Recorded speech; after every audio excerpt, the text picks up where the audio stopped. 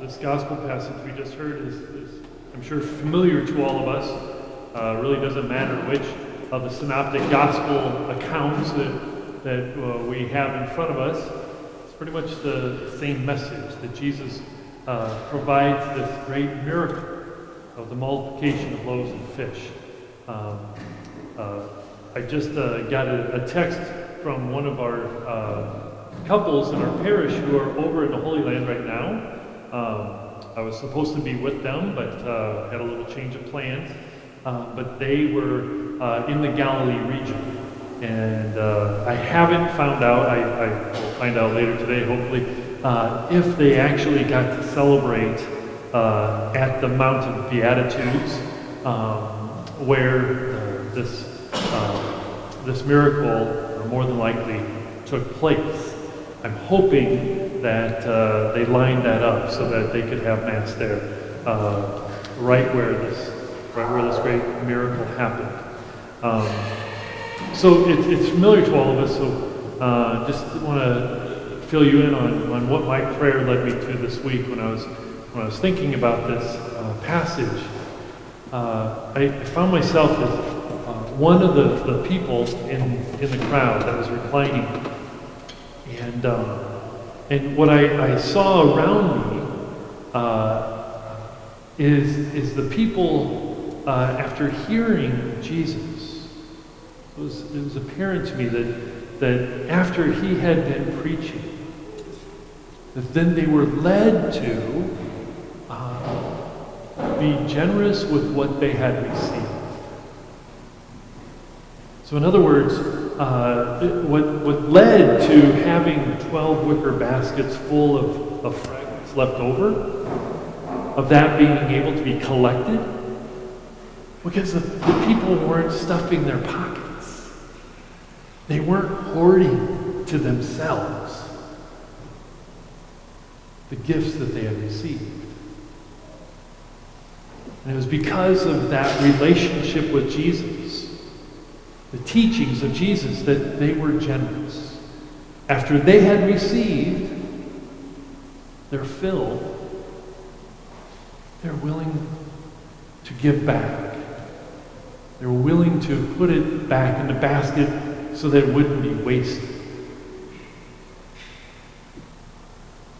I think that's a very important lesson for all of us to pray with. All of the gifts that we receive. Think about this. We live in a society that tends to try to get us to believe that the one who dies with the most toys wins, right?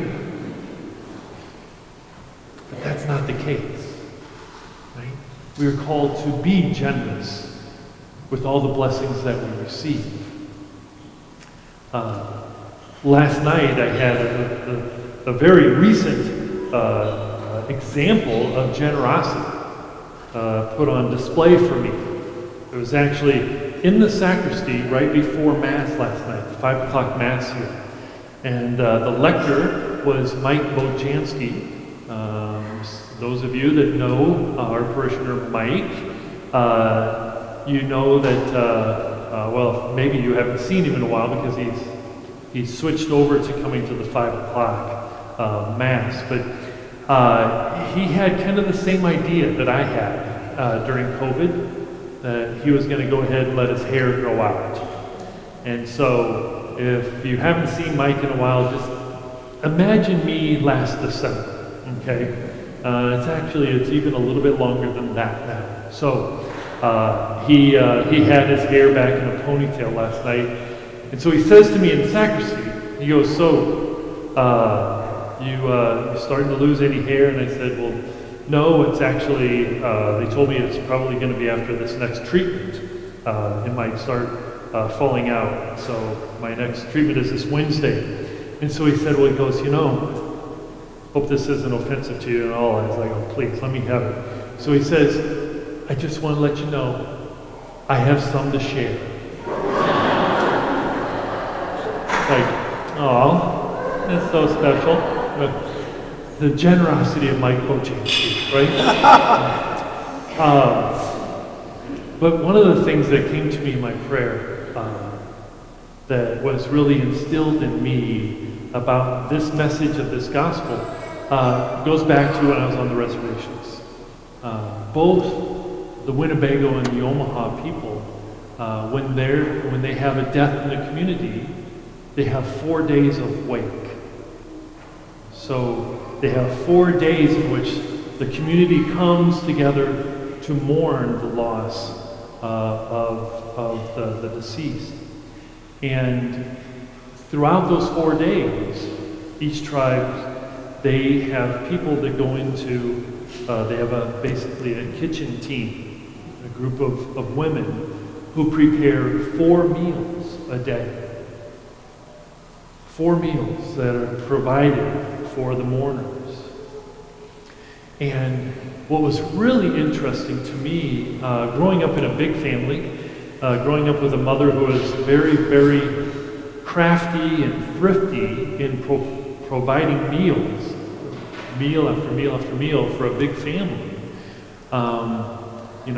I fully expected that after one of these lunches, right, where we had kind of a, whatever you want to call it, a loose meat, or if you want to call it a sloppy joe, or if you want to call it a tavern. By the way, there are so many names for that one article of food, isn't there? Right? Depending on where you come from. Anyway, I digress. After that meal, I thought for sure the big pot of loose meat, sloppy joe, whatever you want to call it, would be taken back and repurposed. None of the food is repurposed during those 4 days. When it's prayed over, it's then given out. So all of the people that are there get to take containers of food home with them. Nothing is held back.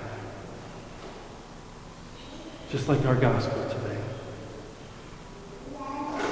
All that was extra, all that was beyond what the people needed at that time was given back so that good things could be done with it. I think that's something for all of us to continue to pray about, right? What we have been given, we are called to be good stewards of, but also to be very generous with giving back. And so let us pray. Let us pray about those things in our lives that we want to hold on to.